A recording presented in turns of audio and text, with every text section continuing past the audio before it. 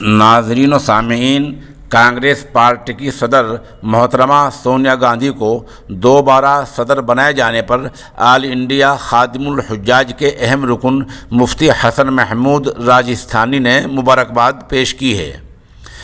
Press کو جاری بیان میں مفتی حسن محمود نے کہا، گاندھی خاندان کی بڑی خوبی یہ ہے کہ وہ تمام طبقات اور امیر و غریب اور پسماندہ لوگوں کو ساتھ لے کر چلتا ہے، اسی لیے پارٹی میں ہر طبقے کی بھرپور نمائندگی ہے۔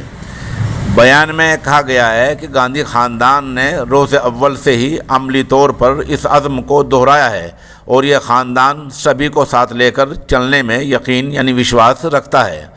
محترمہ سونیا گاندھی اور خاندان کے دوسرے لوگوں میں بھی یہی جذبہ بدرجہ اتم پایا جاتا ہے۔ انہوں نے کہا، کانگریس پارٹی سیکولرزم کی علمبردار پارٹی ہے، اس لیے وہ پارٹی کی نو منتخب صدر کو مبارکباد پیش کرتے ہیں۔